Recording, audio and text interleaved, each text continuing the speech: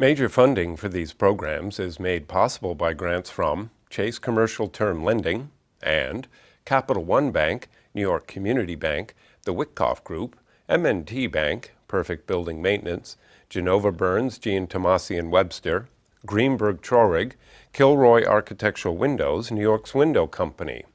Additional funding is provided by grants from AKA Hotels, Corman Communities, Aerial Property Advisors, Bank of America Merrill Lynch, Bank Leumi USA, Briarwood Organization, CBRE, Colliers International NYC, CPEX Real Estate Services, Cushman & Wakefield, Customers Bank, DDG, Dime Savings Bank of Williamsburg, Douglaston Development, Levine Builders, First Nationwide Title Agency, Flushing Bank, Friedman, Gemini Real Estate Advisors, Hap Investment Developers, Herrick Feinstein, Investors Bank, James D. Kuhn Real Estate Institute at Syracuse University, James Orphanides, Chairman USRealty.com, John Katsimides, Red Apple Group, Margolin Weiner and Evans, Madison Realty Capital, Massey Knackle Realty Services, Matone Group, Meridian Capital Group,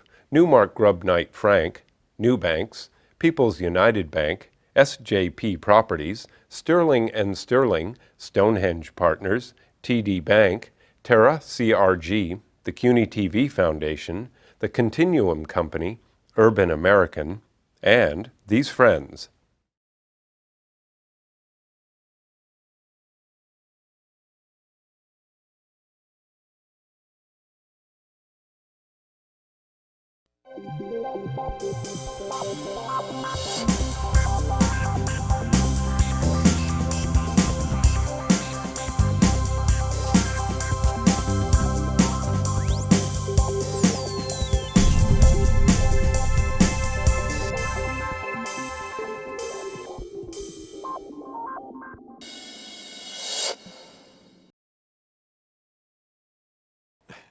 They call it the Garden State.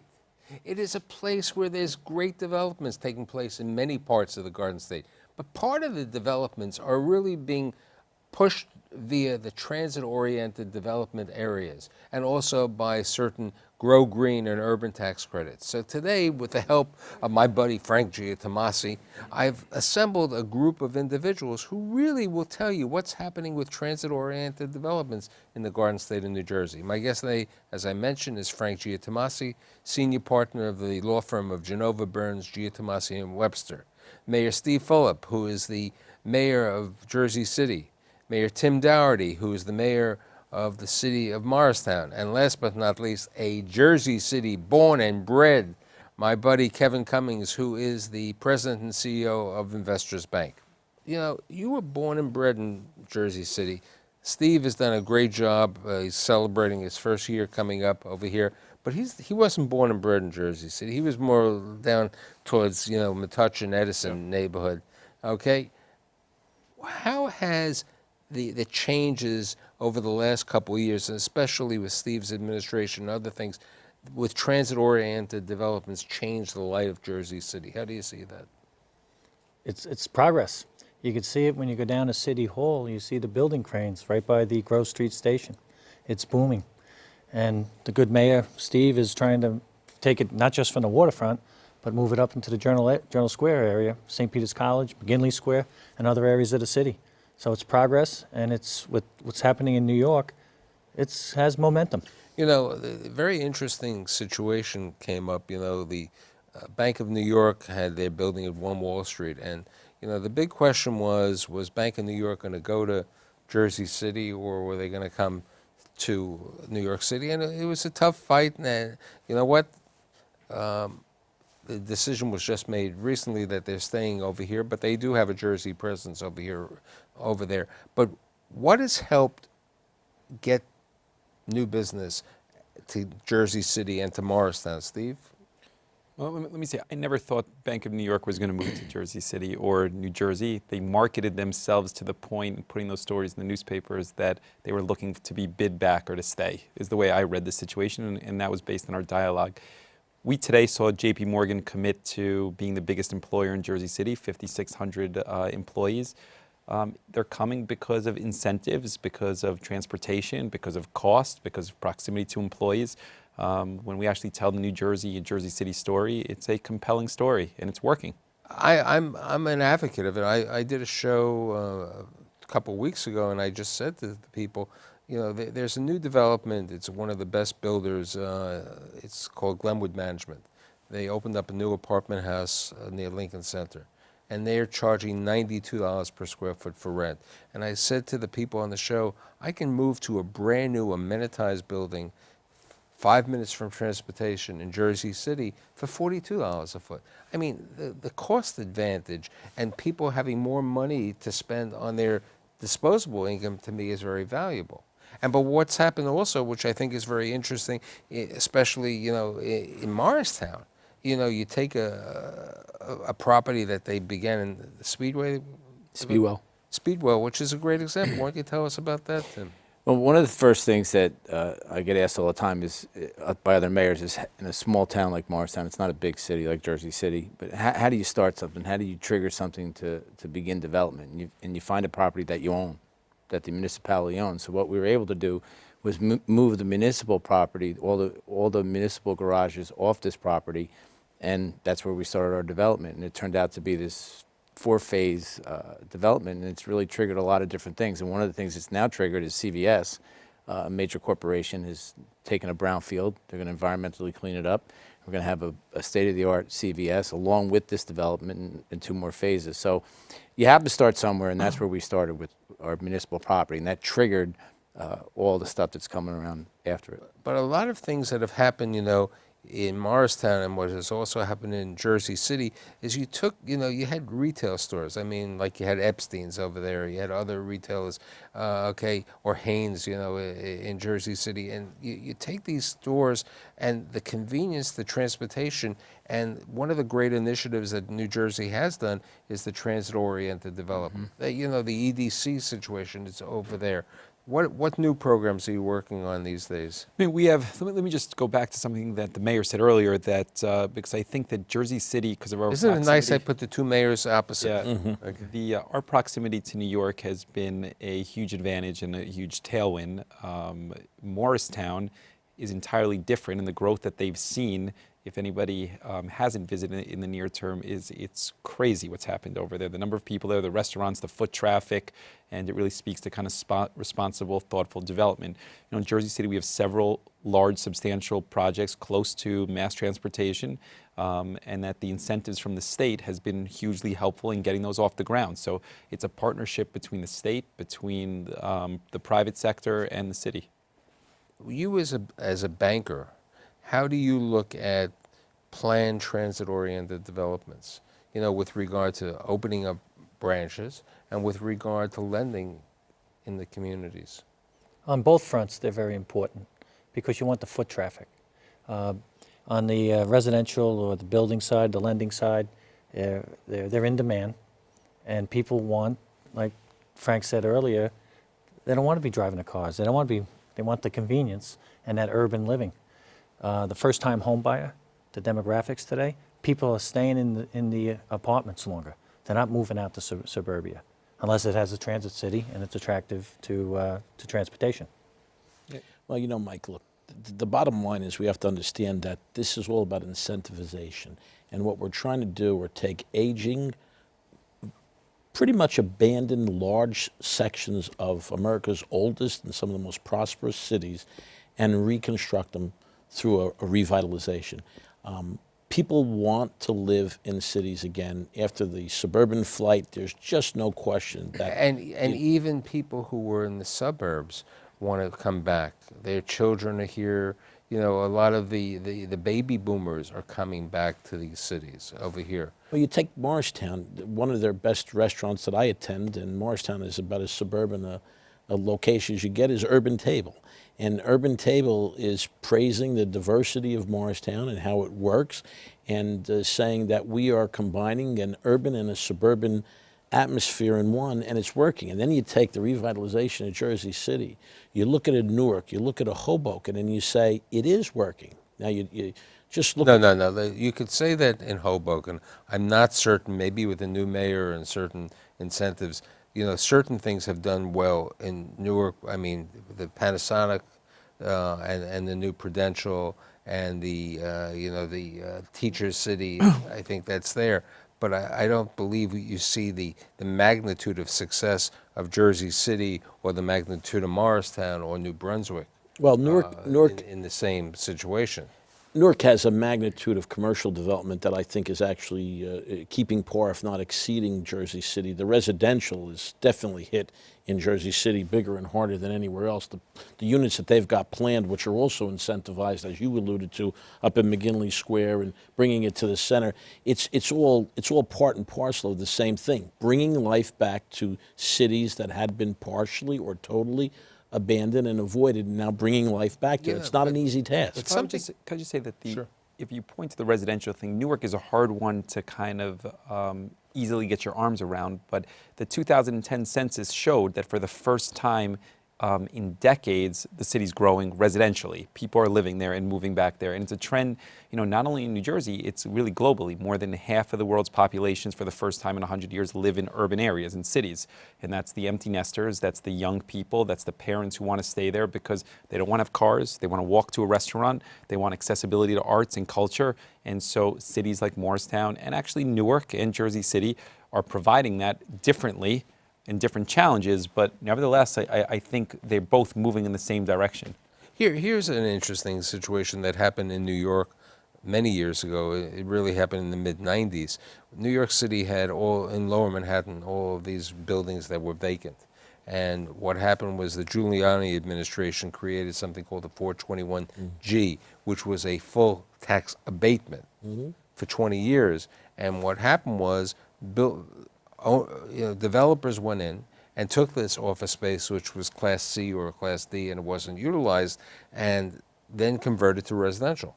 And it's helped Lower Manhattan become a 24/7 community because it wasn't a 24/7 community. Is that happening today in cities like Jersey City and other cities in New Jersey where there's transit-oriented opportunity? We're very fortunate to be the first transit village in New Jersey. So that development was the very first online. And what we found over the last decade was the transit development has to reach out. It has to be able to support your downtown businesses. It has to drive the economy and not just focus on that one spot. So having apartments or residential units and commercial units in your transit area has to bridge out to the rest of the community. And that's how it really, for us, it's working in Morristown.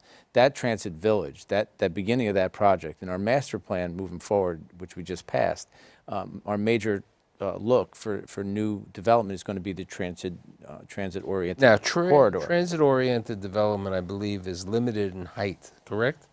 On the height of the buildings to... I'm not sure. It depends. The answer technically is it depends, but I think the point that the mayor's making that is the bigger point, and it goes back to the revitalization theory, is that it's not about the project. It's about what is that stimulus money in that particular site going to do to the surrounding area. What other jobs are going to be created? What other commerce is going to be created? How is this going to incentivize not just a project, but an area? With the type of development, obviously, we heard this last week in Washington, D.C. We were at a smart growth conference. The word millennials, that's the buzzword, was Generation X. And but he's a millennium, yes. I don't know. He might have been out of that. He might be Generation X. Okay, maybe Generation. So the youth movement to Morristown has been incredible. And what's following it is the businesses, and that's what we saw in Washington. But I think part of that was 40 Park Place. I mean, part of that's Roseland situation of what they did over there was very creative. The Epsteins, which these were nice things. But I remember Princeton. You had Palmer Square and other things. But Edison didn't really grow in transit-oriented development. New Brunswick, with Devco and other situations, that really helped the market. And this is, when you're a banker and you're looking for opportunities, and a bank, who's growing to such asset level, you need those cities to be growing because that's who you want to lend to. You're a community banker. Well, we find, across the river over here in Brooklyn and Queens, the density of population, the average branch size in New York versus suburban New Jersey, it's probably 90 million versus 50 million. And it's just the number of people walking by, and it helps business and it helps here's a question. profitability. Today, with all this automation and all, there's a double question. Okay, one is with regard to banks. Certain people, aren't going into banks anymore because there's remote access. So you don't need that size of a branch. Certain people have never been, they don't even know what a bank teller is, so there's a different situation. So that's one question. The other situation, which you brought up when we were talking about Brooklyn, is, we have Dumbo. Dumbo is the place where, the Kushners and RFR recently bought this property, the Jehovah's Witness site. And this was basically printing press area. And now they're making it into, technology markets over there.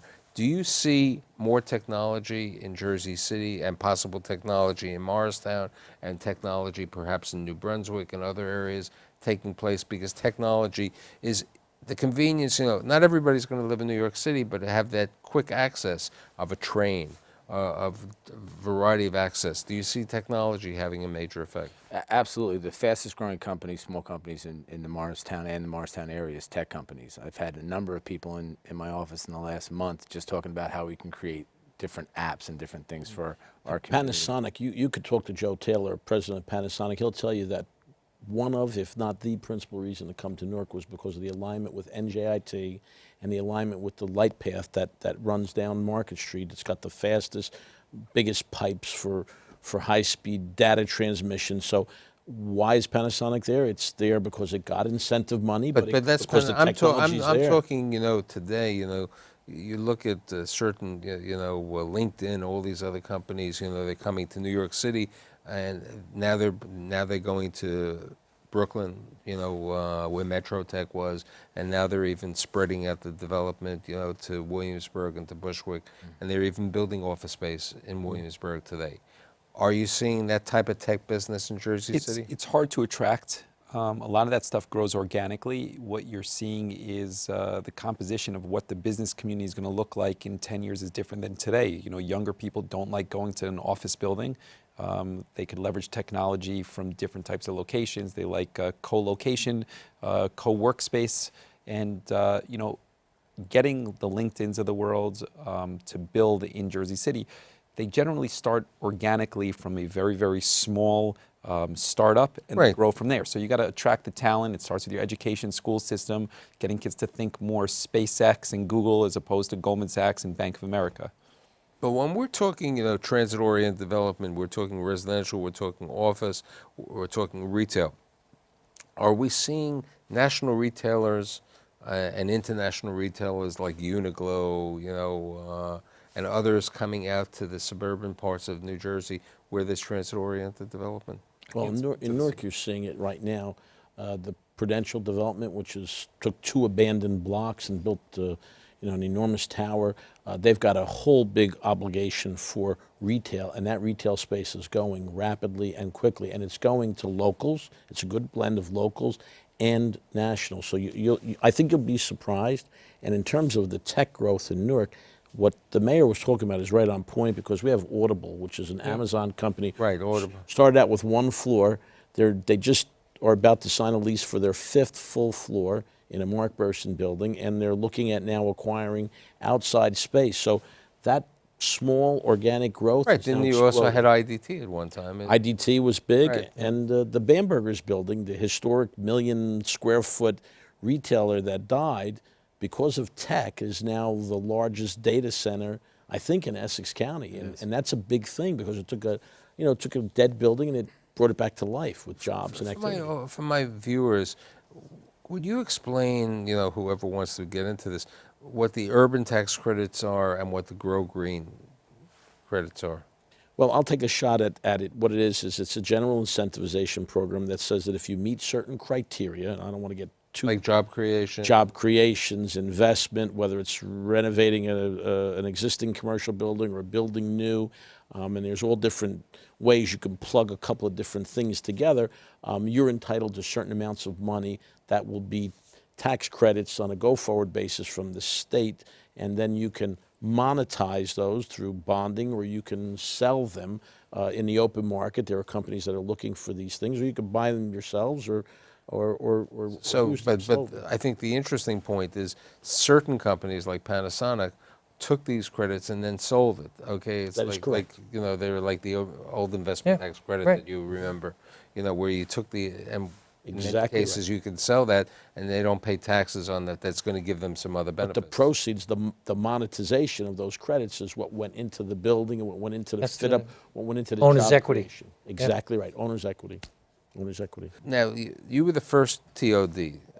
How many more are there available? How many are there? I think there are 28 in the state of New Jersey right now. Well, under the old bill, under the Urban Transit Credit Act, there really were only 9 applicable municipalities, and there was some outcry from other municipalities that said you got to broaden that. So the new New Jersey economic program that just came down really has broadened that, and that's why you're seeing other towns jump on it. So there's a much greater. They're always, you know, one of the biggest problems in New York City is that we used to have a 421A tax abatement, and that's really gone by the wayside, which bankers look at it in a different way, so you have full taxes. So what has happened is certain builders are building an affordable function, you know, where they're building 20% affordable function.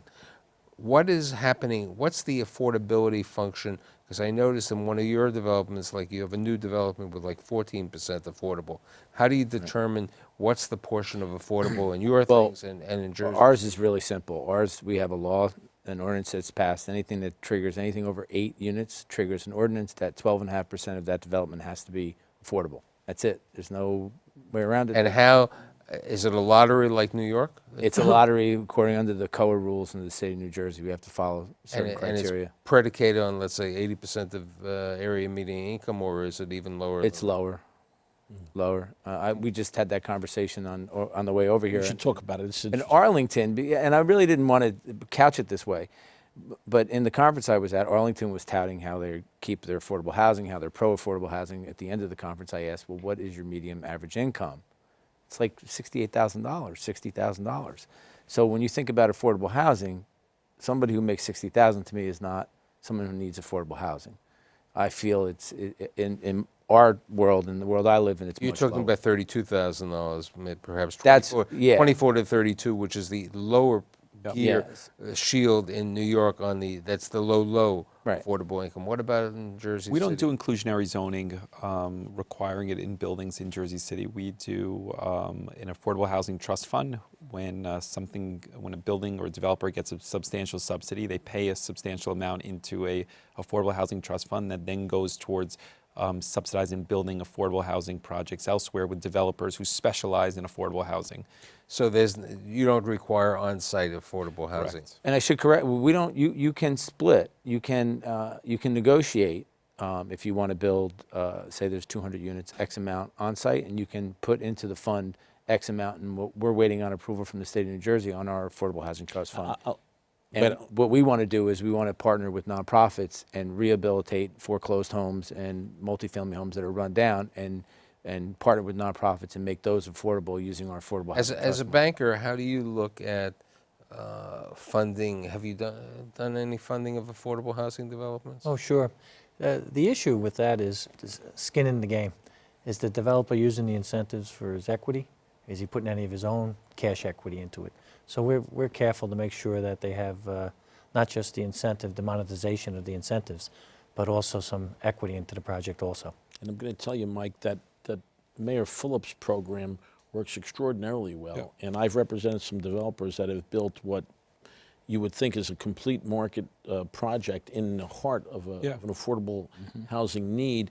And so you're getting great quality residences that are going to be long-standing and upgrade the whole living experience in Jersey City in the heart of those communities. So it works. These different attitudes. One of the work. other additional benefits about Jersey City, don't you have a lower sales tax in a certain portion Yeah, of Jersey we have City? what's called a UEZ zone. So Newark may have some of that as well, but we pay half the sales tax. So it's been attractive to the business community. It's unclear what the state legislators will do with that program going forward, but it's been a huge benefit for us. I know that certain parts of Jersey City have light rail. Have you done light rail or other alternative? No, we're not. No, or have they done light rail in New Brunswick or certain other cities? Yeah, Newark has a big light rail that is starting to get as many stops as the Jersey City one, and you're starting to see it really pick up speed, and we're starting to see retail and residential that are being driven by the existence of the light rail. I think the model to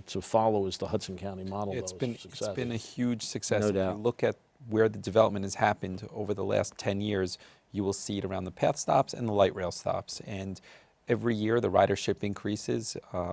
It's part of the community at this point. I think people view it as a huge asset. And it's a great question, but it kind of has a little bit of a negative side to the outlying municipalities that are outside the big cities, because eventually it's logistical. You're going to have so many people moving into your urban centers. You need more transit. You need more tracks. You need more lines, and that's the investment part of the state in our transit system. So there's a little underlying. We're building all this for in our downtowns to bring a lot of people and using the rail, the trains to get in. Whether they're going to work in Hoboken, Jersey City, New York, and living out in the suburbs, but in the urban center. But eventually, you build out and you have so many people, they're going to get tired of waiting for trains that are full. So that's a long-term question. Now, all of the transit-oriented I'm hearing is train-oriented, but is there anything transit-oriented by buses? Or is it? Yes, Okay. sure. Carteret. Yeah. Carteret got Absolutely. a lot of bus service to Jersey City and New York City. I would say Carteret and Yep. most of the Middlesex County locations are Is driven by the driven bus. by buses. Yep. Driven by bus. Look, Journal Square is a major bus terminal as well as a path station. So it's got multi access points from a transportation standpoint. So I would assume the goal of the transit-oriented development is one is the carbon footprint of the air we breathe, and to bring more down to the urban centers to stop the sprawl. And People really aren't doing they're doing zip cars, or they're doing, even Enterprise has these car services, and it's changed the way that people utilize. You don't need it, especially with the transit-oriented area, you don't need a car. With Jersey City projects, we used to require the developer provide one parking spot for every unit that they built. And we've eliminated that to now the development is 0.3 cars or parking spots is the requirement to every unit they built. So the trend is to disincentivize people for having cars. We prefer them using mass transportation and not having cars. And so we're eliminating actually the parking, and it's really the way we're approaching it. And a big result of this sort of initiative is that Newark and Jersey City are becoming more tourist-oriented hubs in their hotels. Used to be that you go to Jersey City Hotel or Newark Hotel on a weekend and they were empty. Now they're Let's jammed. remember when Mayor Steve was on the show a couple months ago, where'd the Super Bowl people stay? Yeah, listen, They- hotels in I'm Jersey gonna City? tell. Okay, they Both didn't teams. come to Manhattan. I got to tell the mayor right now, I spent New Year's Eve in the Hyatt in Jersey City. There you go. So I'm not saying anything bad about Morristown, but So for the it's kid a- from Jersey City, he knows that you've seen over your lifetime a total change, and transit-oriented developments have helped. Well, downtown in the late 60s, from St. Peter's Prep to the Holland Tunnel, nothing was there except for St. Anthony's and the firehouse. Yeah. And that area now is beautiful. It's wonderful. Kevin would tell you that growing up, the people who grew up in Jersey City would tell you that the downtown area was the poorest. And today it seems like common sense that what's happened there, but it never happened for decades. And now it's obviously one of the nicer portions. I'd like to. I think I've had a really interesting subject, and I've been always an advocate of transit-oriented development. I'm happy that Frank and Kevin helped me to bring both of you here. I'd like to thank my friend Frank, Mayor Steve, Mayor Tim, and my friend Kevin, and I'll see you next week.